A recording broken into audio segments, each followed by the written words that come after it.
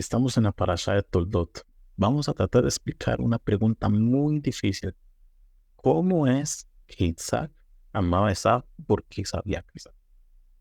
Es algo que suena ilógico, mucho más para una persona tan elevada como Isaac vino.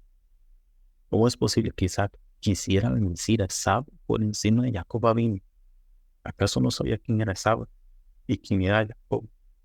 ¿Por qué Rivka tuvo que intervenir? Estas preguntas son preguntas que me las han hecho por montones. Vamos a escudriñar las palabras que usa la Torá en los Pesukim y además las explicaciones de los Rishonim. Quédense hasta el final porque van a haber explicaciones maravillosas con la ayuda de Hashem. Comenzamos. Se menciona en el capítulo 25, pasuk 28. Y amó Isaac a Esaú porque tenía Said Befil y Rivka ama a Jacob. La explicación para el término que se emplea en el pasuk Said Befil tiene varias explicaciones. Voy a mencionar dos de ellas. La primera es la opinión de Rashi, el Targum Onkelos y la de Rabbi Abraham Ibn Ezra. Cabe recalcar que así las entendió el Ramban. Ellos explican que el significado es que daba de lo que cazaba en la boca de su padre, o sea, alimentaba a su papá. Entonces, lo que nos dice el pasuk es que Isaac amaba a su hijo Esaú porque le daba de comer de lo que él cazaba. Esta explicación es muy afina a la petición que se hace al final, cuando Isaac le dice a su hijo Esaú que para bendecirlo le den de lo que cazó, que vaya a cazar y que prepare comida para él. Esto está escrito en el capítulo 27 en los Pesukim 3 y 4. Sin embargo, si leemos detalladamente la opinión de Rashi que mencionamos anteriormente, él solo dice lo siguiente, como dice su traducción al arameo, en la boca de Isaac. O sea, lo que nos diría el pastor entonces es que Isaac amaba a Esaú porque tenía una forma de cazar en la boca. O sea, Isaac tenía una forma de cazar en la boca. O sea, como si tuviera una respuesta o algo parecido. Como lo vamos a ver en la segunda explicación de Rashi, que el término cazar tiene que ver con atrapar a alguien con una conversación. Esto lo vamos a ir descubriendo más adelante. La segunda explicación que nos menciona Rashi dice, y su derash en la boca de Esaú. No como se mencionó al principio, que tenía que ver con que Esaú cazaba y le daba de comer a Isaac. O sea, que lo cazaba a él, Isaac, y lo engañaba con sus palabras. Sin embargo, podríamos darle una interpretación diferente a las palabras de Rashi y entender que Isaac amaba a Esaú porque tenía un plan para atrapar o responder a alguien. Entonces el término Said Befir se refiere a Isaac. Y esa es la primera opinión de Rashi. Y la segunda es que el término Said Befil se refiere a Esaú. O sea que Esaú tenía la fórmula para enredar a su padre con sus palabras y así atrapar. Y nos queda claro en la segunda opinión de Rashi. Sin embargo, la primera todavía nos hace falta información para lograr entender cuál sería el plan de Isaac Abin. O sea, a quién tenía que responderle. Y más adelante en el capítulo 27, en el versículo 1, nos dice la Torá lo siguiente. Y fue que era anciano Isaac, y se oscurecieron sus ojos, o sea, perdió la vista, y llamó a su hijo, Esaú. Y ahí la Torá nos relata una breve conversación que tuvieron y unas indicaciones que le dio Isaac a su hijo Esaú. Y termina en el paso 4 diciendo, para que te bendiga antes de morir. O sea, Isaac tiene una conversación con Esaú, y todo el tema de la conversación era para llegar a algo que Isaac quería bendecir a Esaú antes de morir. Según la primera opinión de Rashi en este texto, Isaac no era ciego por temas naturales del engaño, sino que tenía que ver con las esposas de Esaú, que hacían saumerios para su servicio a la idolatría. Y vemos que se menciona el matrimonio de Esaú exactamente antes de comenzar el relato de las bendiciones. En el capítulo 26, Pesukim 34 y 35, y nos dice la Torá que Isaac y Rivka tuvieron amargura. Nos explica Rashi ahí, porque todos los actos de las esposas de Esaú eran para hacerlos enojar y entristecerlos. ¿Y cuáles eran esos actos? Nos dice Rashi en el siguiente pasuk. En nombre del Midrash Bereshit Rabbah, hacían idolatría. O sea, eran mujeres idólatras. Y así es, como acabamos de leer. En la casa de Isaac vivían las mujeres de Esaú, que eran idólatras, y hacían saumerios para los servicios idolátricos. Y por medio de esos saumerios dejaron ciego a Isaac.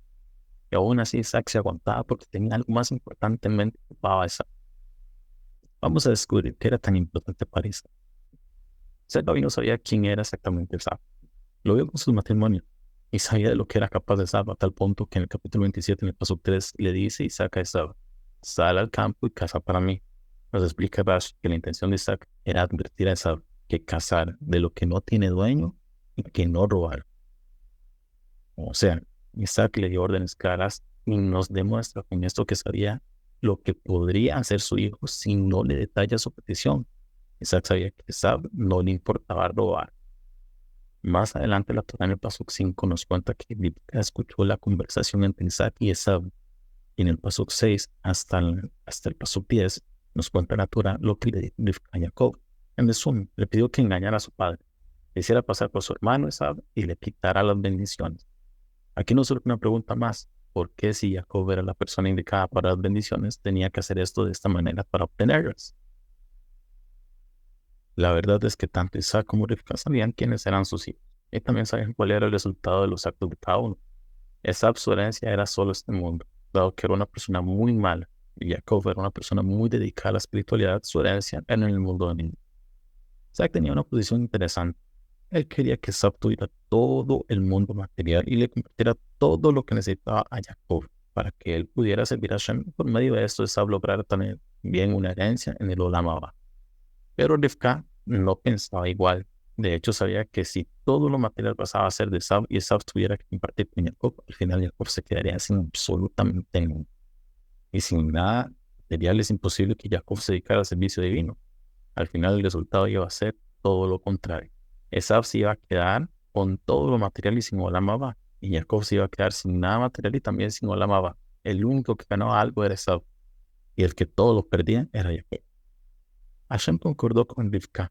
Isaac aceptó esto cuando Jacob logró llevarse las bendiciones. Y él se dio cuenta, como lo dice el pasuk 33.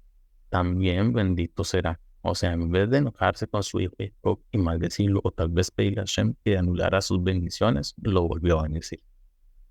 El Sitrahra también sabía de la discusión entre Isaac y Rivka. Ellos concordaban con Isaac.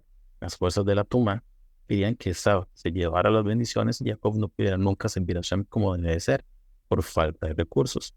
Rivka sabía que Jacob no podría ir a donde su padre y tomar las bendiciones de forma sencilla y sin ocultarse, porque de inmediato las fuerzas de la tumba iban a hacer cualquier cosa con tal de que esto no pasara. Tenían que hacer algo, si no Esab se iba a llevar las bendiciones. De inmediato salió a relucir parte de un antiguo, y esto es que Rivka era Gilgul, la reencarnación de Java, la primera mujer. Como lo menciona el Ari Kadosh en su libro Likutei Torah en la Parashat Toldot, también Jacob era el Gilgul, la reencarnación de la Neshama de Adam Rishon, como lo menciona el Tikkun Zohar en el Tikkun 69 y 70. Y de inmediato se le ocurrió a Rivka engañar a la Sitrahara, como así la Sitrahara la engañó en el Gilgul pasado, cuando estaba siendo representada por la Nefesh, y la hizo pecar comiendo del árbol del conocimiento. Y Rivka le dio a Jacob el plan a seguir, como se menciona en la Torah en el capítulo 27, en el pasuk 8 hasta el pasuk 10. Y la historia la sabemos, las bendiciones se las llevó Jacob, y por medio de esto hubo un tikkun a lo acontecido con Javá en el Gilgul pasado, que su consejo trajo maldición para Adam Rishon, y en ese Gilgul su consejo trajo bendición. Todas las preguntas las hemos respondido hasta ahora. Sin embargo, todavía no entendemos cuál era el plan de Isaac con bendecir a Esab y cómo podía utilizar esto a futuro. Vamos a ver dos historias de la Gemara y con esto vamos a entenderlo todo. Nos cuenta el Talmud en el Tratado de Menachot 53b lo siguiente. Dijo Rabbi Itzchak: en el momento que se destruyó el Bet HaMikdash, encontró a Hashem a Abraham Avinu, que estaba de pie en el Bet HaMikdash. Le preguntó a Hashem: ¿qué hace mi amado en mi casa? Le respondió Abraham: por el asunto de mis hijos vino. Acaba de pasar algo terrible. Le dijo a Hashem: tus hijos pecaron y fueron exiliados.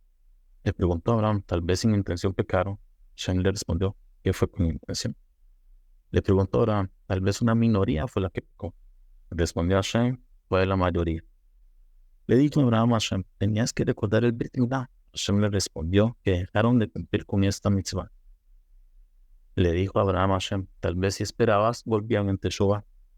Le respondió Hashem: que estaban en un momento tal que no querían ni pensaban volver en Teshuvah. De inmediato se tomó la cabeza de Abraham y gritaba y lloraba. Le preguntó a Hashem, tal vez ya no tienen salida. Hashem le respondió que el pueblo de Israel es como el olivo. Aunque el olivo lo exprime al principio, continúa y tiene más valor cuando es aceite en su producto final. Asimismo, el pueblo de Israel van a tener continuidad y van a tener más valor al final. O sea, Hashem le respondió a Abraham Avinu que tranquilo. Ahorita pasaron decretos duros como la destrucción del Bet HaMikdash, pero Hashem no desea exterminarlos. Vemos que a Abraham Avinu se le acabaron las municiones para pedirle misericordia a Hashem sobre el pueblo de Israel, al punto que pensó lo peor, pero esto no pasaría con Isaac Rabino. Veamos, hay otra Gemara que nos cuenta la respuesta de Isaac Rabino a Hashem, y de esta Gemara vamos a entender cuál era el plan de Isaac Rabino. El Tratado de Shabbat 89 dice: dijo Rabbi Shmuel ben Nachman en nombre de Rabbi Yonatan. En el Atit Labo le va a decir a Hashem a Abraham Avinu: tus hijos pecaron en contra mí. Le responde a Abraham Avinu que sean borrados en aras de tu nombre santo. O sea, haz beshalom. Abraham Avinu no tiene cómo defenderlos. Dijo Hashem: le voy a decir a Jacob que tuvo dificultades para criar a sus hijos. Tal vez pida misericordia sobre ellos. Y entonces le dijo Hashem a Jacob: tus hijos pecaron en contra mí. Y la respuesta de Jacob Avinu fue la misma que la de Abraham. Dijo Hashem: no de los ancianos sabiduría y no de los sabios consejo. O sea, no le gustó la respuesta de ambos. Pero algo cambió totalmente cuando le dirigió la palabra a Isaac y le dijo: tus hijos pecaron en contra mío. Le respondió Isaac: mis hijos y no los tuyos.